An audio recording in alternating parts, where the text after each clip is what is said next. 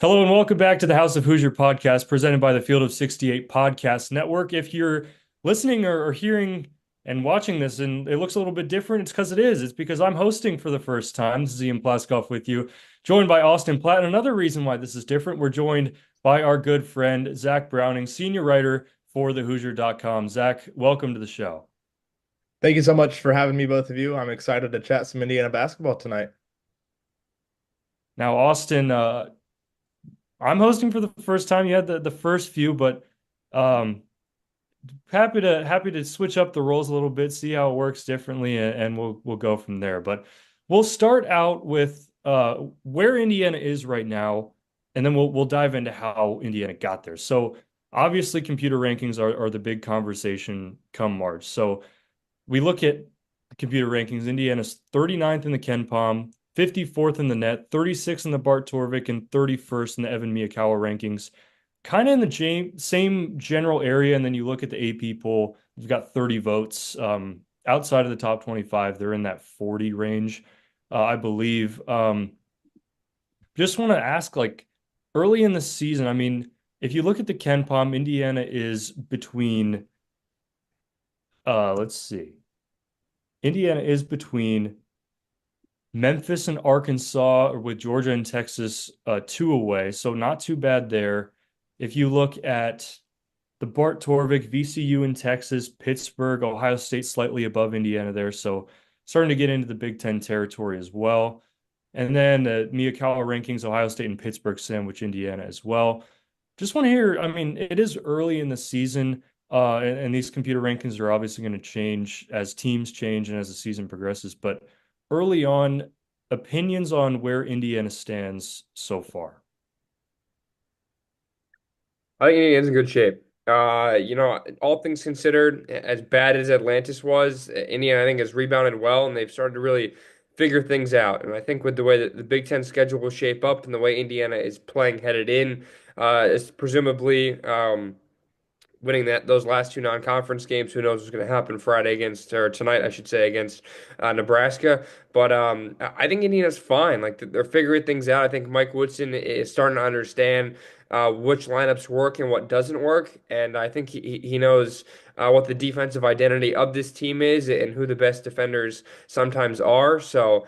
I'm more optimistic. I'm the eternal pessimist here. I think of the two of us, Ian. So I think the way things have shaped up, I'm much more pleased, and I think Woodson has started to figure out what flows with this team, and the faster pace has worked. We saw that against Minnesota on Monday night. So I'm a lot more confident, and I'm not usually confident. Let's say going into an away game, especially this early in the season, for Indiana's first true road game. But I got some confidence that Indiana can pull away with a win.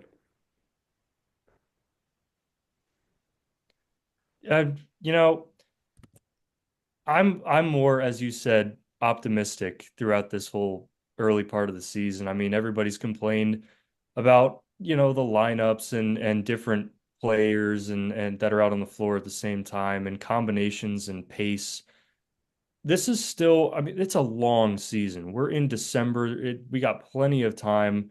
But the Big Ten schedule has gone underway, and we have seen a little bit of what Indiana can do in big matchup situations. But I do want to go back and look at the final two non-conference games of the first part of the non-conference schedule. Of course, you got Winthrop and Chattanooga coming up after Nebraska on Friday.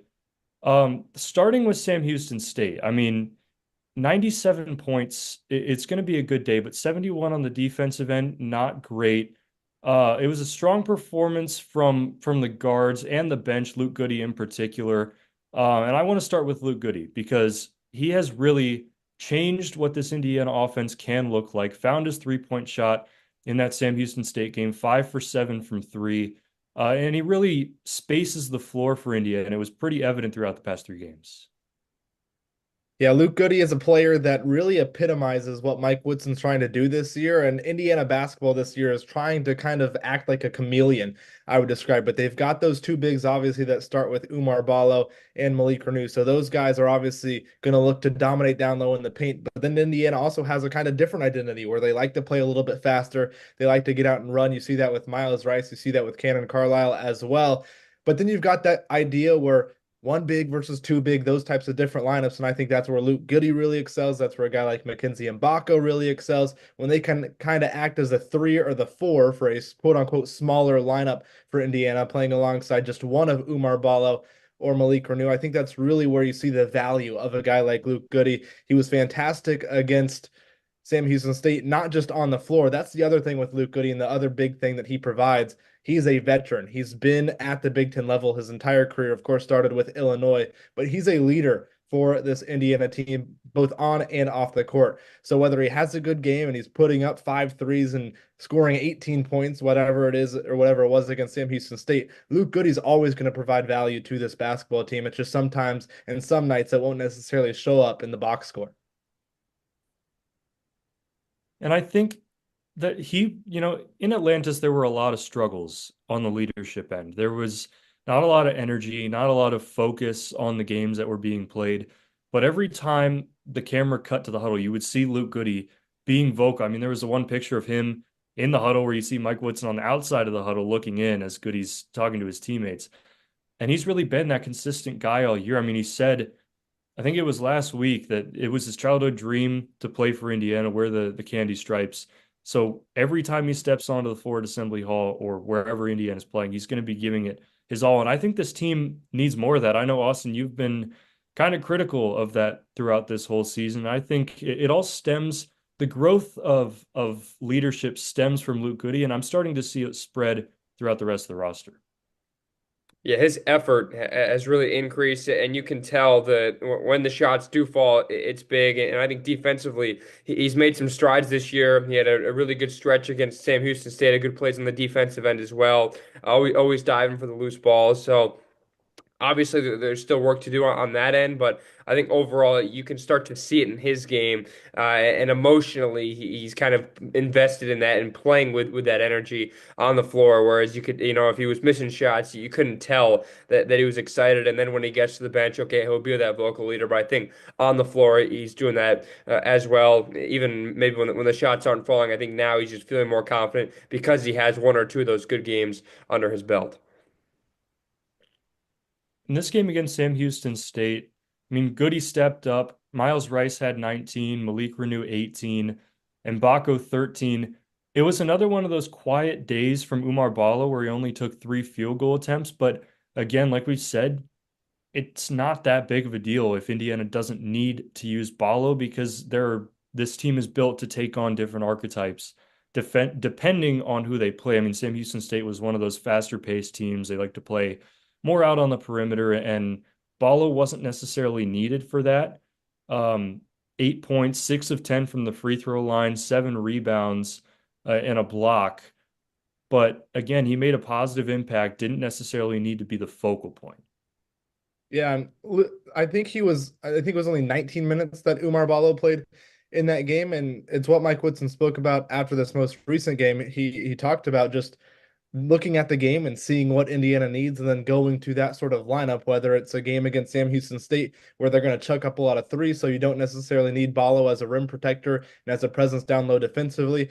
It wasn't working with the two bigs in that game. The one big lineup was much more effective, which Mike Woodson saw relatively early on in that game. So what did he do? He went with the one big lineup. He went with what was more effective. The only issue that arises there when you are taking into account Indiana's game plan can shift from game to game and even from half is Indiana's going to have to get off to strong starts. They're going to have to get off to strong starts because if they don't and they have to work from behind, they're not going to be able to do that. When you're trying to work differently and you're trying to work in and figure out what works in the early stages of the game, it's possible you could fall behind because you're trying to test out what'll work that night. So it's difficult for Indiana because they don't have a specific identity. They will go into any game just figuring out what works that night and kind of go to that.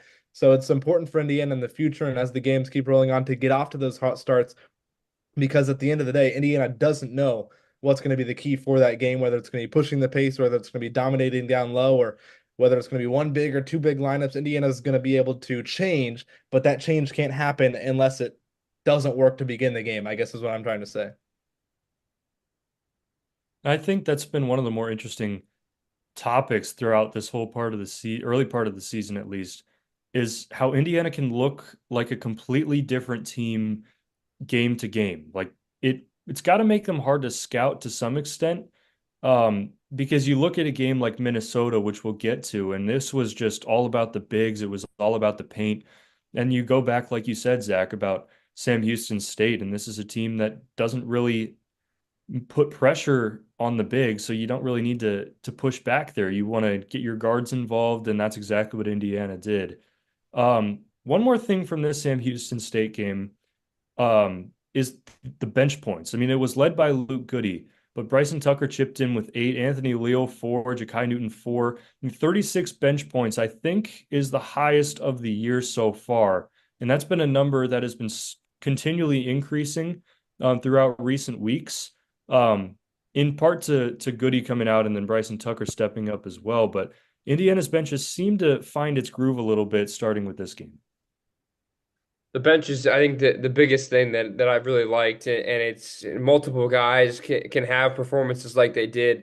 Sam Houston State, it was like 30 plus, 30, over 35 bench points. I think it was 9 in the next game, and then they picked it up again with Indiana's best all-around game, I think. I mean, 5 guys had over 13 points against Minnesota. Bryson Tucker looked really good again. He's really hadn't looked the same ever since that trip to the Bahamas. I think that's exactly what Zach and I said on the radio broadcast. And then Carlisle and Galloway, both guys we believe to be fully healthy now. Galloway wasn't when Carlisle was starting, and Carlisle coming back from that injury, said he was 100% and didn't need to start, but played like he should have been starting with those 3 threes. I think he had 3 of Indiana's 4 made 3-pointers in that contest, and Galloway was quiet, but you don't need him to be having double-digit points every game this year because you have more depth around him. So I mean, if you can get 4 or 5 guys in double digits every night, it's not going to happen. But even 3 guys and Ballo or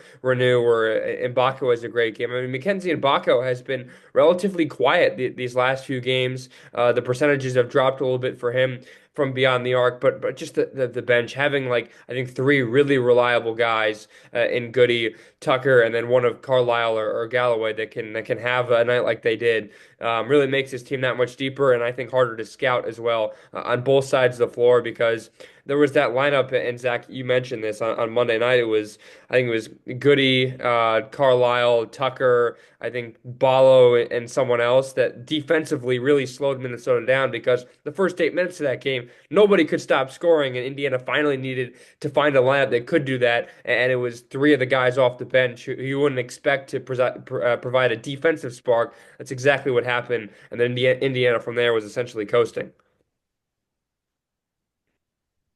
It's, I mean, the defensive identity of this team has been kind of on and off, but with a healthy Carlisle and I mean he made all the difference in the Minnesota game. But we'll just quickly touch on Miami, Ohio before we move on to Minnesota. I mean, this was another one of those games you had 4 scores in double figures, led by Renew with 19, Rice 17, Ballo 14, and Galloway 13. But this was kind of a step down from the Sam Houston State game. This was a game where Indiana didn't really dominate throughout the whole way. There were a lot of issues that reappeared in this one.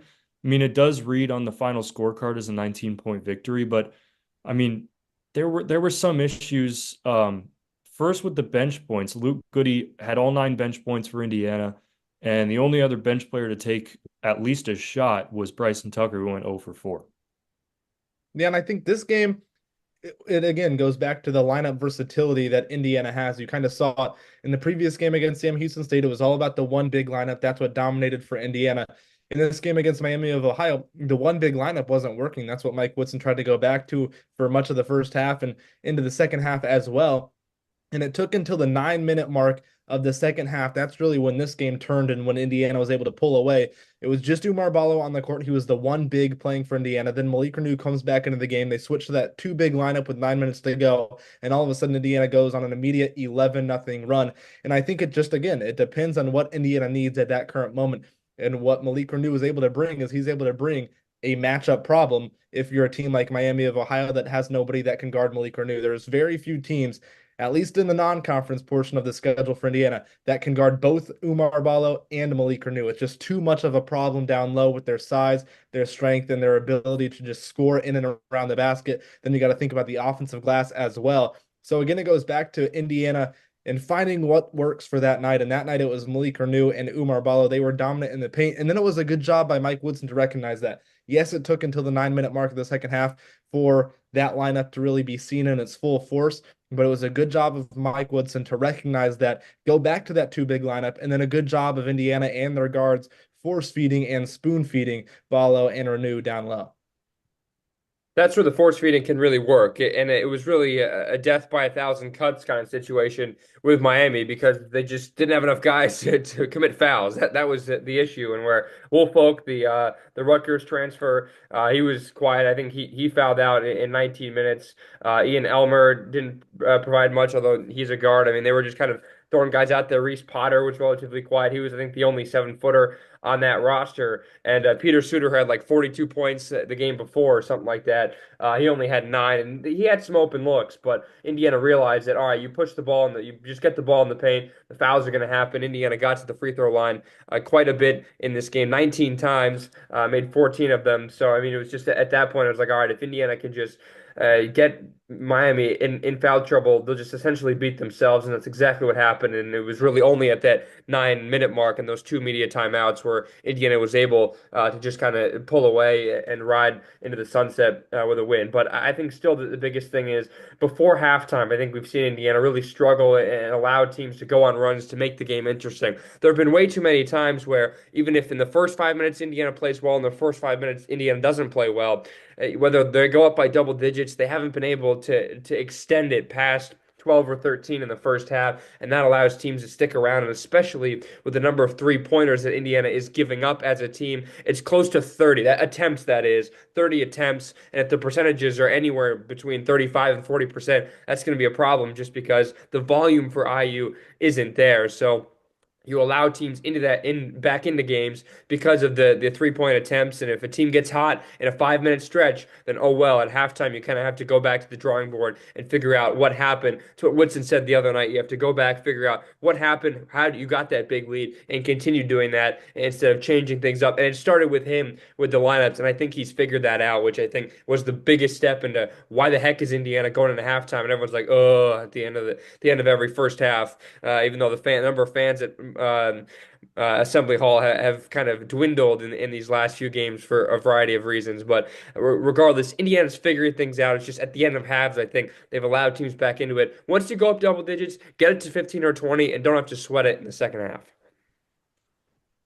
Looking at this two big lineup, I mean, Umar Ballo, 14 points, 18 rebounds, Malik Reneau, 19 points, 7 rebounds.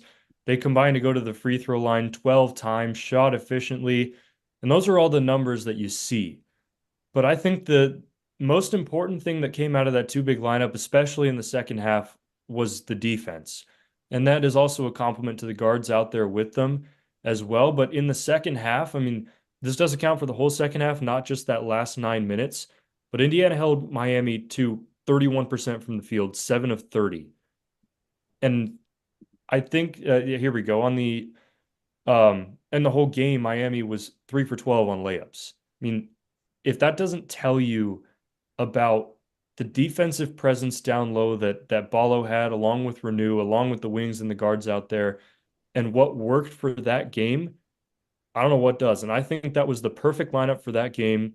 It worked well. Miami just didn't shoot the ball well as either. I mean, they had a lot of good 3-point looks, shot 11 for 32, and they were 20 for 65 from the field on the day. So I mean, there were some issues with the turnovers, 16 turnovers committed by Indiana to Miami's 8.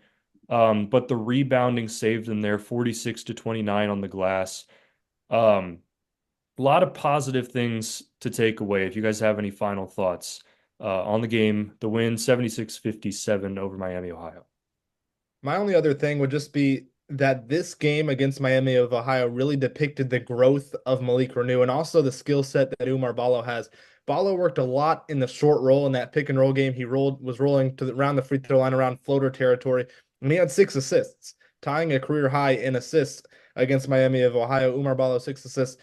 That exemplifies what Indiana needs to do. It's okay if you can play two bigs, but if those two bigs can't play with each other, then it's not going to be successful. And right now, especially in that game against Miami of Ohio, we saw that these two bigs for Indiana, they can play together with each other. Ballo's tall enough in that short roll. He can find the open guy. Malik Renew is always great at making himself available. And I think what Umar Ballo said after that game really stood out to me. He said that him and Malik Renew have a really good flow together. And I think that's very important. They know where each other are going to be. Malik Renew left-handed. Umar Ballo knows that. He's going to get that ball to him on the left hand so he can go up over that right shoulder for that left-handed hook shot. Umar Ballo is more of a guy that's going to get most of his second chance opportunities and most of his points off those second chance opportunities. So Malik Renew knows all he's got to do is get it up above the rim. When teams double, they know how to flash. It's just the ability to work together is what needs to continue to grow for Umar Ballo and Malik Renew. It's great to have size and go out there and put them next to each other. But if they can't play with each other and they're just playing one person here, one person there, and they're just playing at the same time but not playing with each other, that's where the issues come with that two big lineup. But we didn't see that against Miami. People forget that Umar Ballo, that Arizona pushed the tempo a lot last year. That was maybe one of the bigger misconceptions that kind of people thought coming into the Big Ten. Oh, could he, play with the best of them, go up and down the floor, a much more, physical league, some would say, in the Big Ten with all the great bigs that this conference has seen over the last few years.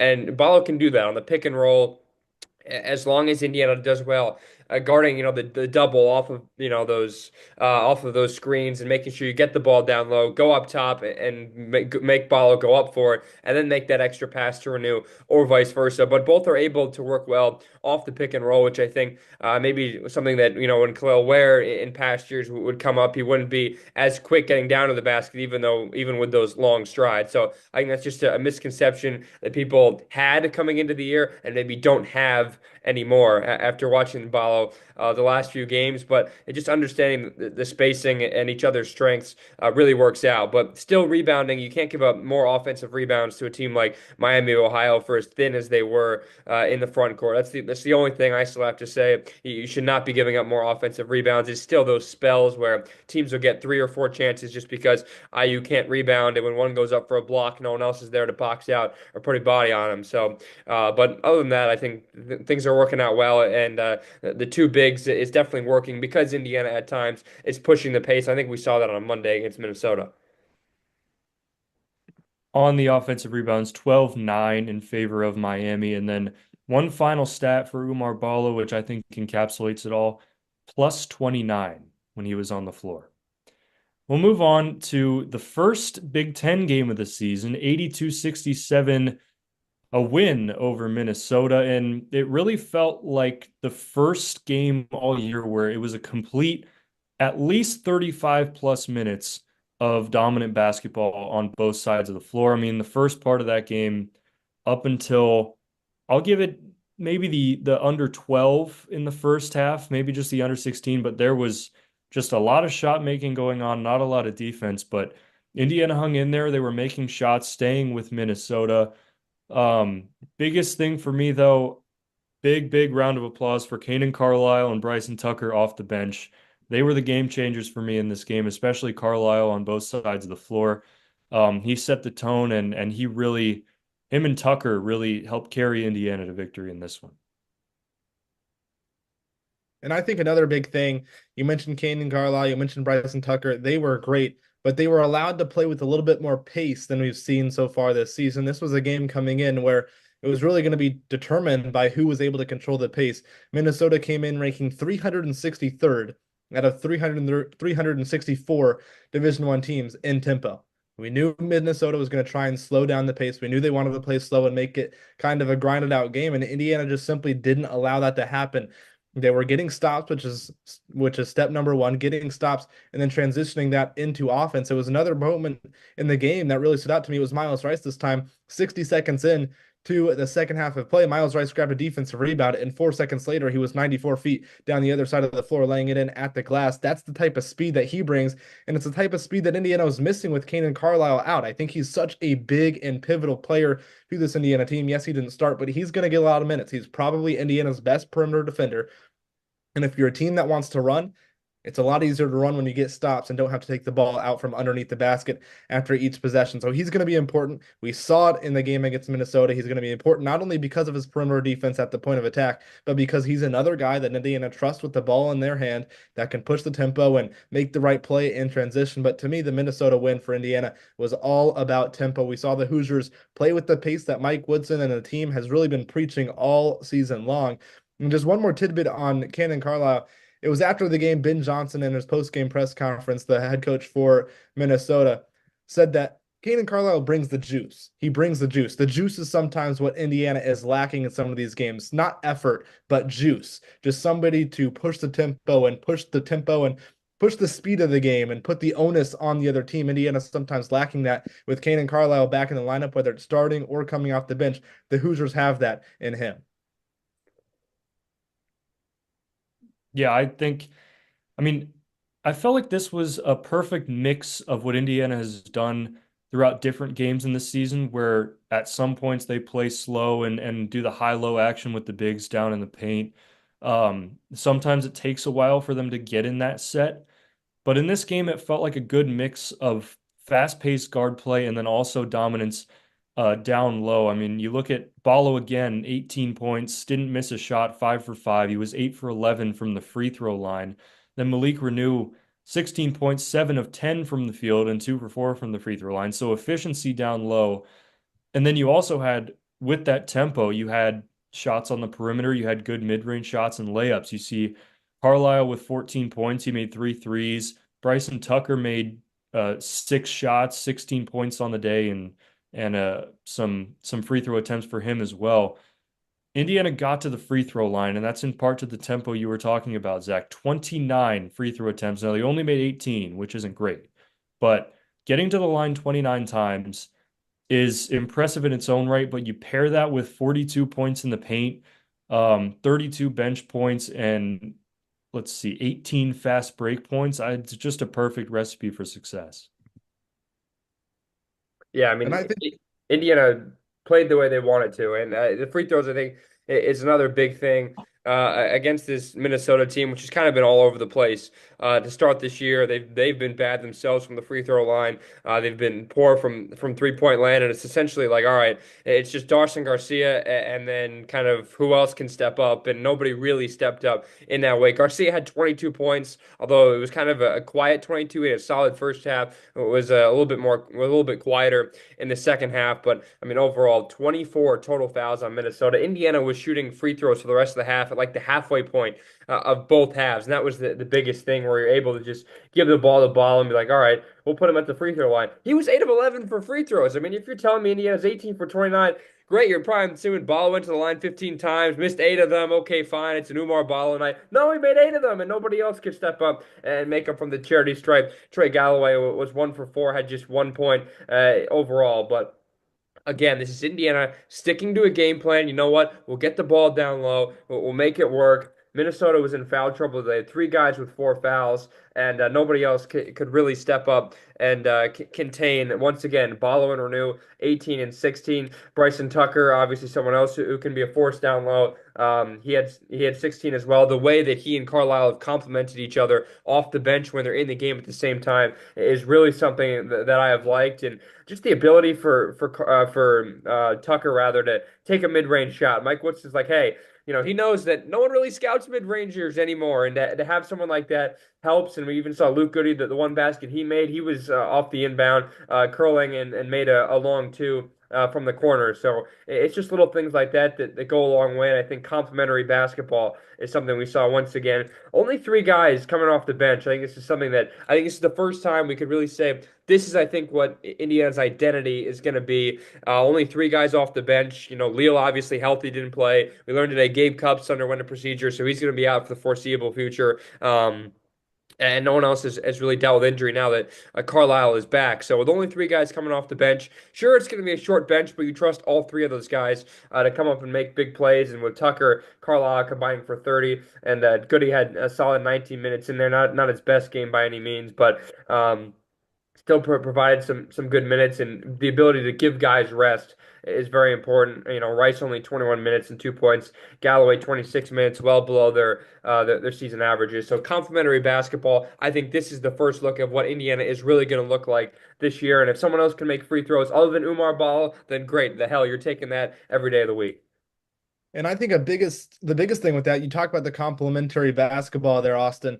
It was kind of a combining and a joint effort between two different identities. You've got the pushing the pace identity and the pound the ball inside the paint identity. Typically, you would not think those go together, but they did against Minnesota because Indiana was able to push the tempo. And you got to credit Umar Ball and Malik Renew for running the floor. They ran the floor. They got deep post position early in possessions. And when you're throwing the ball down low to Malik Renew or Umar Ball, when they can catch it on the block or even closer to the basket, what are you going to do?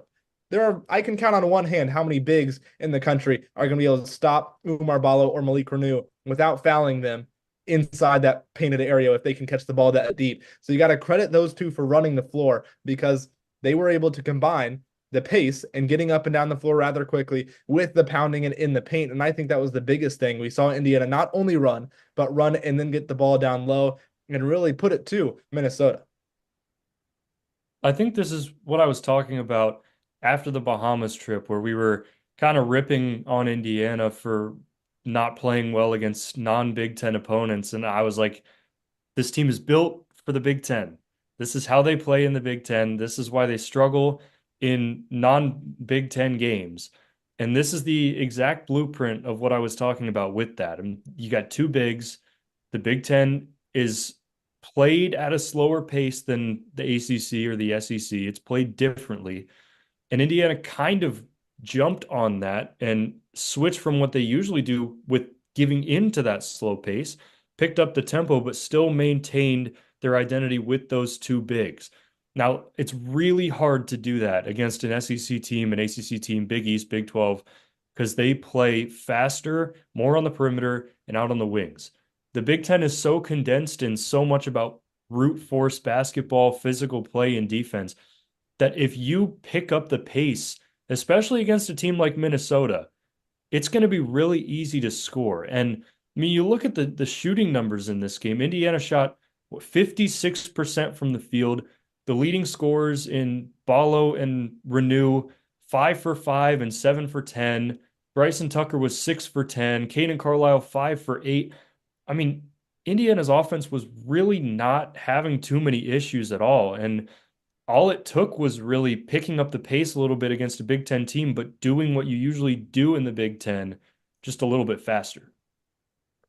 Yeah, I think just going back to pace, in past years, we would see this team at times. I think especially it applies with road games where, let's say they're playing a team like Penn State or Northwestern or teams that don't have a raucous environment. There are times where this team would kind of just lull to sleep and not play with any energy and play at the other team's pace, especially if it's slower, like past Big Ten, past Penn State teams, I think, especially that the loss in Woodson's first year where, I mean, Penn State just played the slowest brand of basketball and there was no energy. Indiana just kind of fell right into the trap.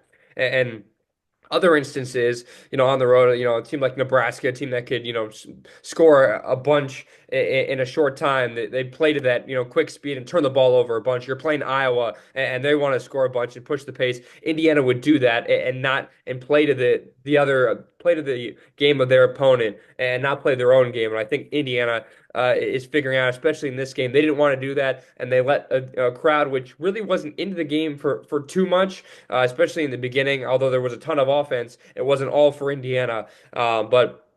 Indiana's doing a good job, and yeah, and I think of pace. Like the Big Ten is so slow, it's like you're trying to wiggle your tooth out and you're slowly, just painfully trying to do it. The SEC or the ACC, you're sticking that string on a door, you're yanking that thing open, you're saying, "All right, let's get this over with quickly." That's kind of the way I think the pace is, and Indiana can play at both. I think this year, and have a reliable guard and two reliable guards, I should say, pushing the pace with Rice or Carlisle. Because if one's having an off night, that was the instance with Rice, even though only turned the ball over once. It was Galloway that turned the ball over 4 times, albeit that was mostly just on screens and stuff like that. It still works out. So they have a bunch of guards who can play at both pace and really push things like they did in the first 8 minutes. Indiana was just throwing the ball down the floor. Balo was there for the easy layup. Renew was there for the easy layup. And in the second half, there were some really clumsy turnovers in there. The alley oops were just horrendous to watch, but those are things they'll work out. But overall, the pace is something that Indiana is figuring out. They can play to both styles. We saw Indiana play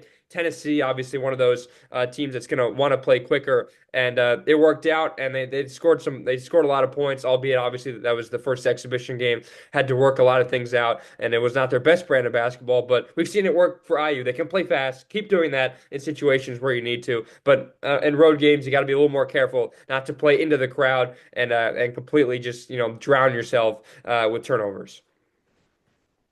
And that's going to be very important for Friday because Indiana's going to a place where it did not have very much success last year in Nebraska. Now, this is a bit of a new look Nebraska team, but it's still Nebraska. Those crowds get into it. Indiana has struggled against Nebraska, and the Cornhuskers always seem to find their way against Indiana, at least in recent years. So we'll take a quick look at Nebraska. Again, Indiana will be playing them on Friday. We're recording this on Wednesday night. The Cornhuskers are 6-2 on the year. Opened up their Big Ten slate against Michigan State at the Breslin Center and did not have a great day, to say the least. 89-52, the final there. That one was all Spartans. And so there's going to be a little bit of a chip on the shoulder when Indiana comes into Lincoln. So just initial thoughts on this one, keys for Indiana and keys for Nebraska, I guess, and what to expect. I would say the keys for Nebraska are what they are every game for Nebraska. This is a team that wants to turn you over. They aren't going to turn it over much themselves. They want to turn you over and they want to get out and run. You look at that win earlier this year. It was a few weeks ago now against then number 4 or then one of the top teams in the country, Creighton.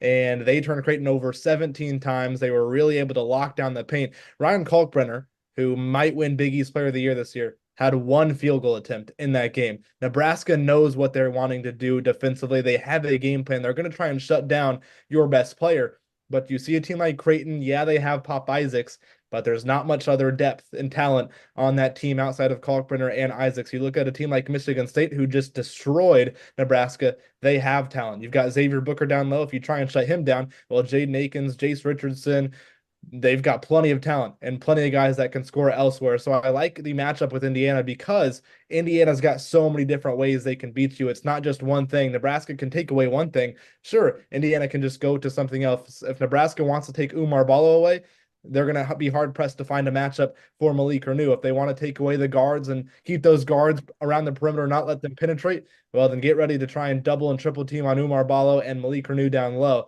It'll be interesting to see, though. Indiana's going to have to avoid the turnover bug because that's how Nebraska beats you. If Nebraska is able to force turnovers and get easy buckets off those turnovers and in transition, they're a tough team to beat because Nebraska is so long, so athletic, and they're so good at forcing those turnovers. And it doesn't just rest on the guards for Indiana. It's not a turnover issue with Miles Rice for Trey Gallo or Kanan Carlisle. Yes, they have to control the turnovers, but if Indiana's going to get the ball down low, Umar Ballo and Malik Renew, they have to recognize there's going to be 2-3 sets of hands swiping on that ball anytime they touch it down low. So they've got to be strong with the ball. They've got to know when to kick it out, when it's not there. If they don't, Nebraska might run Indiana out of Lincoln. Yeah, I just like you think back to the 3 games last year, it's like for those returning guys, you have to say, hey, I know for the new guys, obviously you maybe witnessed this, but weren't there. We got our asses handed to Nebraska by Nebraska 3 times, and it's almost like Nebraska is yearning for good basketball because it's like everyone says Nebraska football is like Indiana basketball. All they do is talk about the past, and their fans deserve better. And now it's like, oh yeah, Indiana football is great. Nebraska basketball has been good the last few years. And Keisei Tominaga was obviously so much fun to watch last year. Anyways, I digress. Nebraska is yearning for something actually good to watch because football does not provide that for them. But regardless, yeah, it's a new look team. You don't have Tominaga. There's a few other guys that are no longer on this roster. But Bryce Williams, Connor Essegian is the big transfer that came over from Wisconsin. Juwan Gary's averaging double digits again this year. And obviously, the big story is no Rank Mass out for the year. A big who obviously was, like a former rugby player, I think, in Australia or something, or New Zealand or something like that. But he was a big dude down low, and he was at times a problem for Khalil Ware last year just because of the size disadvantage. It would have been fun to see him and Ballo really bully it out down low. That would have been awesome. But regardless, Williams and Essegian are the two guys you really want to focus on from beyond the arc. They're averaging between the two of them like 40%, and then there's a big drop off after that. So chasing those two guys off the 3-point line will be very important because if those two guys are on, this game is over, and Indiana might as well pack their bags and start heading back east to Bloomington at halftime like it was, last year, really in all three matchups when like Indiana was down by double digits. But this is a defense that is pretty good this year. You mentioned the steals, Zach. This is, Indiana has to take care of the ball. Miles Rice has to be careful in transition because we've seen at times him be a little too careless and almost like, I'm watching Xavier Johnson again, just throw the ball out of bounds. But you have to make sure the passes down low are good. Indiana's got to communicate, the help defense from the baseline when Indiana tries to turn or when Renew tries to turn to his left. Sometimes someone shows up and is right there to double. You got to pass the ball well. You got to move that, that cut to the basket when someone's in a double. I think is going to be so important, whoever that is, and just trying to break through this defense. But it's kind of a two-man show almost with Nebraska. But Fred Hoiberg's done a good job with this team the past 2 years. But, obviously this team lost a ton of talent. Wilcher, Tominaga, the main two, but you just got to know where Williams and Essegian are at all times, and there's a few other transfers thrown in there as well. But obviously, Nebraska is still trying to put everything together, but obviously do have that marquee win already against Creighton on the. That was not at home either. So, but yeah, that loss to Michigan State was pretty telling of how this team might play away from home. So Indiana's going to watch a lot of Michigan State film as of late with the Minnesota and Nebraska games. So trying to figure that out, especially with two bigs and how Indiana's similar to the Spartans, as you just said, Zach, could really help them out. And but I don't know what the line is on this game. I don't know who's favored, but Indiana obviously on paper is the better team. But can they put that and apply that on the road? Haven't seen that yet this season. But here's to hoping it's not like those first two games in Atlantis. Let's see. It doesn't look like the lines are out yet. On the ESPN matchup predictor, it's giving Nebraska a 62.8% chance to win. I mean, just to visualize where Nebraska is, on the Ken Palm, they're ranked at 62. Again, Indiana's at 39. On the Bart Torvik rankings, they're at 51, where Indiana is at 36. That about tells you all you need to know. Just where the computers say they are. Now, obviously, that's not going to tell the whole story of that game. I think this is going to be a really fun game to watch. I think it's going to be extremely fast.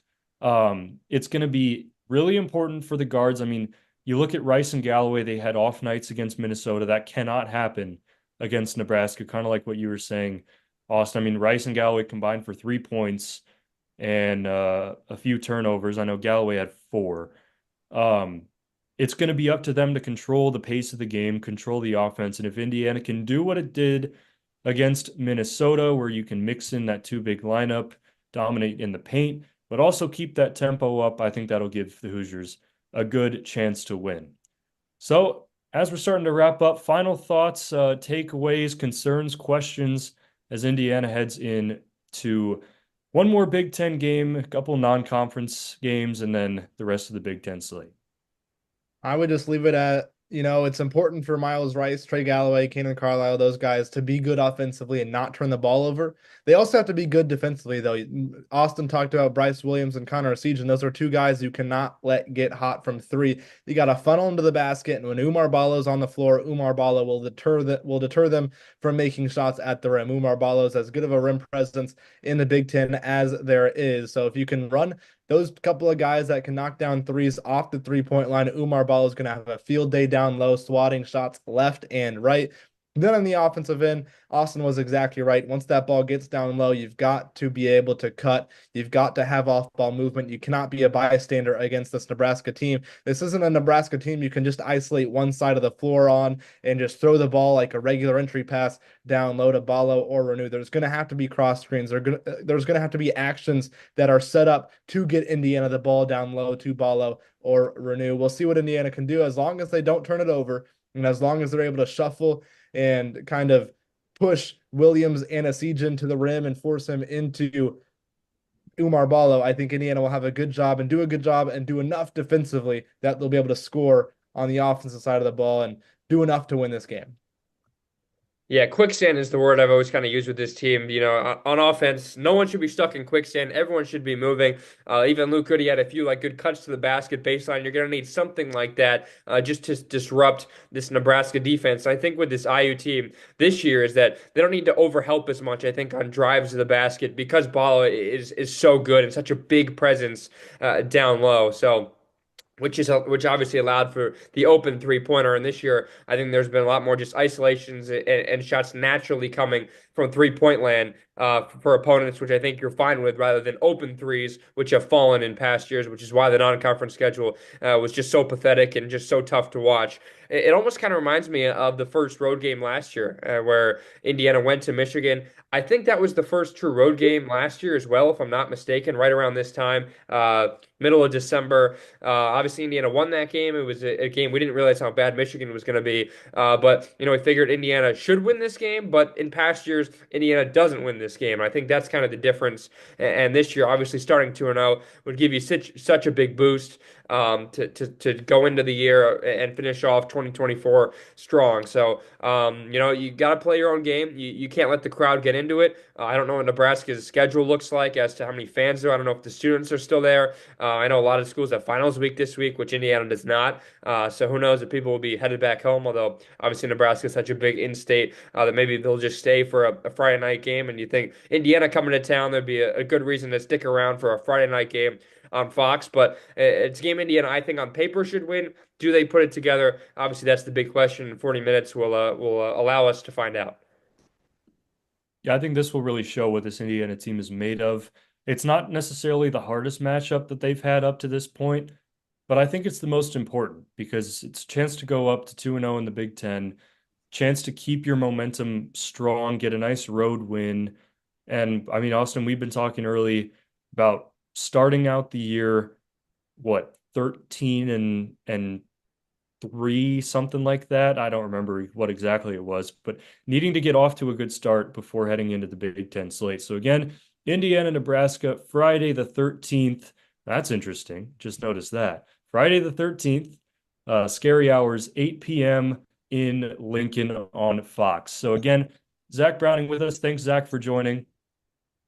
Thank you so much for having me, guys. It was a blast. Always happy to come on and help you guys out. And that'll wrap it up for today's episode.